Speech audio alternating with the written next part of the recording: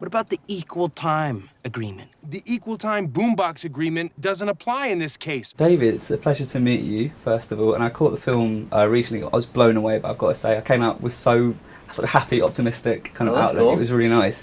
I guess a lot of people might not realise that it's based on this Icelandic film, either way.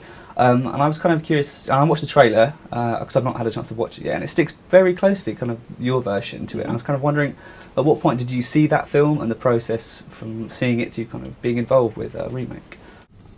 Yeah, I wanted this movie to be very respectful of the Icelandic film. I really enjoyed that movie and used it as a great template for what we were going to do.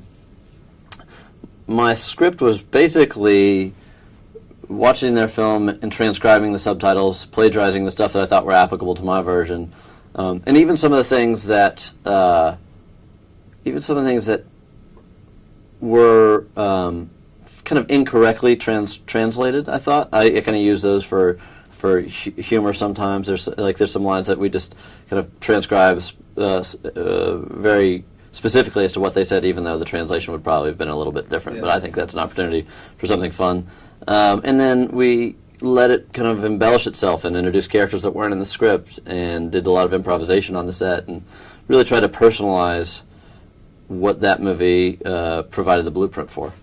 Kind of compared to, say, some of your other films like Pineapple Express and The Sitter, where the humour is a lot broader and more mainstream, was it kind of fun to do something, I mean, it was a nice break to do something kind of where the characters are a lot more honest and relatable and kind of, you know, in that respect? Well, it's a nice thing to do both, I think.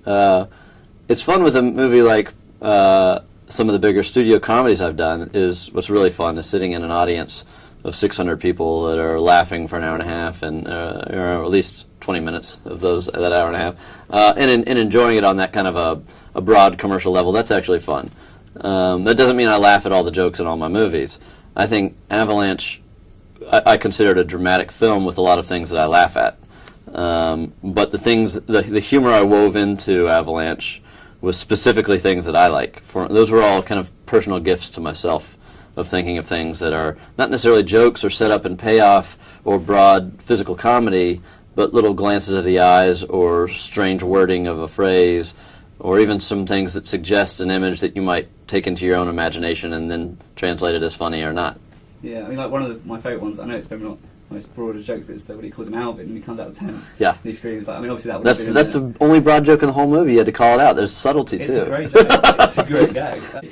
I've read in interviews as well talking about because obviously this kind of arbitrary job these guys are doing in this film, and talking about your history with your job and things like sperm donation and dunking doorknobs, or I've read you've had I've had a lot of weird jobs. Yeah, I was a sperm donor for a while, and I had a job at a doorknob factory where I would wear this big white suit, protective suit, and I would dunk doorknobs that had flaws in the bronzing. Like, it were chrome doorknobs that had a bronze coat over them, and if they got screwed up in the bronzing, I'd dunk them in acid and get the bronze off and start over, send them back.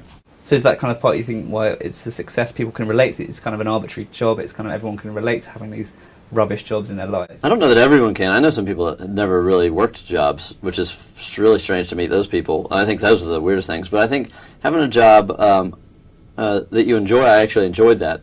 You could listen to headphones and listen to music. Actually, there's a guy that did it with me, just listened to blasted AC/DC all day, and would tell me about the X-Men. I never read an X-Men comic, but he would basically tell me all stories of the history of X-Men while we'd be working or listening to music. So I learned a lot at that job, aside from just acid, meaning the chemical we were dunking them in. Yeah, sounds right. Interesting, the film is kind of shot against the aftermath of a real-life wildfire in Texas, I believe. But the film set in the 80s, what was the decision behind that, to kind of give it a period? Well, I wanted it to be in the 80s because I wanted the value and the strength of a handwritten letter, the sentiment of a handwritten letter, and especially communicating something substantial and emotional. And you know, we live in a world now where we can text "I love you," "I hate you," and you'll read it 3 seconds later. But there was a day when you had to put it in the mail and put a stamp on your thoughts, and you could see the personality in the handwriting, and that was really an important, pivotal element to some of the dramatic situations in the film. You secured 2 fantastic leads with Paul Rudd and Emile Hirsch. They've not worked together, I don't think, so how did they kind of get together and come on board with that? I asked them if they wanted to. You know, you spoke earlier about kind of the script writing process, and this whole project came together really quickly. I had the idea for Remaking, either way in February of last year, of 2012.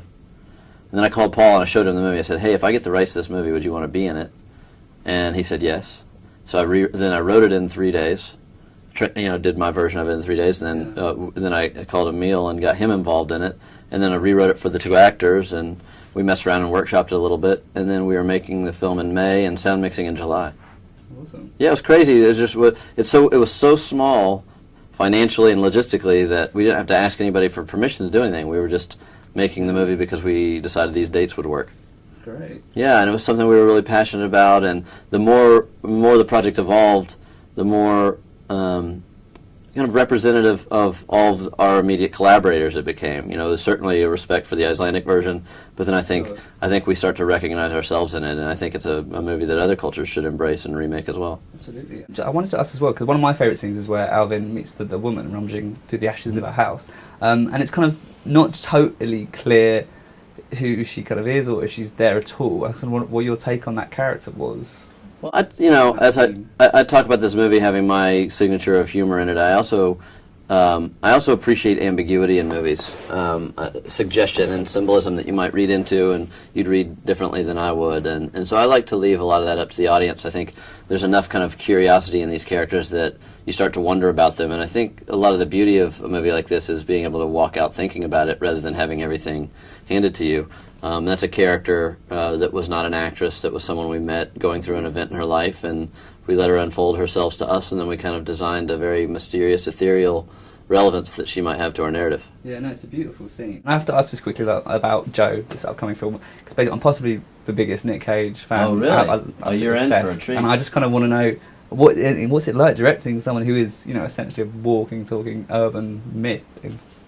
Well, it's interesting, and Joe is a movie we premiere next week at the Venice Film Festival, and I did it as a companion piece in a lot of ways to Prince Avalanche. Actually, Nicolas Cage helped me scout locations for this film, so he came out right before we went into production and helped me kind of put together some of the concepts for it, and then we filmed in some of the similar backdrop. But it's a very dark, kind of contemporary Western about a guy that's poisoning trees for a living. Okay. And takes this young boy under his wing, and for Nick, it's just an opportunity to do something very restrained and very, very literary, kind of iconic character. And it was just a blast to work with a guy that has a great sense of humor about it, but takes his job very seriously, and is able to strip away the luxuries and benefits of some of the outrageous and spectacular productions he's done, and some of the outrageous and spectacular characters he's played, and do something very raw and intimate.